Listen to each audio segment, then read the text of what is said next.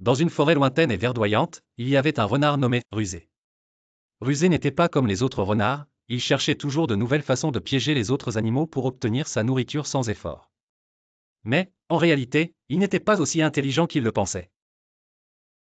Un jour, Rusé se sentit affamé, mais il était trop paresseux pour sortir chasser lui-même. Il pensa et dit, « Pourquoi devrais-je me fatiguer alors que je peux tromper un animal pour qu'il m'apporte de la nourriture ?» Rusé décida de cibler les petits lapins qui jouaient toujours près de leur terrier. Rusé se faufila près des lapins et commença à dire d'une voix rauque, « Ah! Je suis blessé. Je suis faible. Y a-t-il quelqu'un pour m'aider ?» Les petits lapins entendirent la voix du renard et s'approchèrent prudemment. La lapine, Foufou, dit en restant à distance, « Attends, renard, pourquoi fais-tu semblant d'être faible?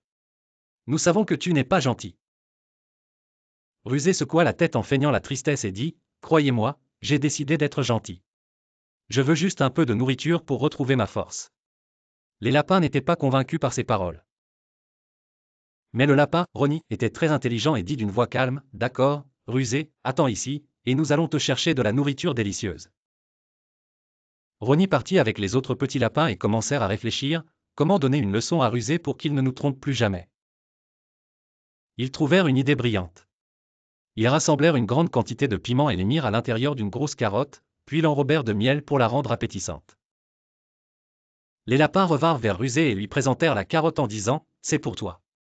C'est la meilleure carotte de la forêt. » Rusé prit la carotte rapidement et commença à la manger goulûment, mais il se mit bientôt à crier, « Ah! Qu'avez-vous mis dans la carotte?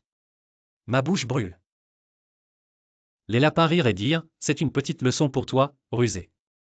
Si tu veux obtenir quelque chose, sois honnête et travaille dur au lieu de recourir à des ruses et à des tromperies. » Et depuis ce jour, Rusé apprit une leçon importante et devint plus prudent pour ne pas tromper les autres, surtout les petits lapins malins.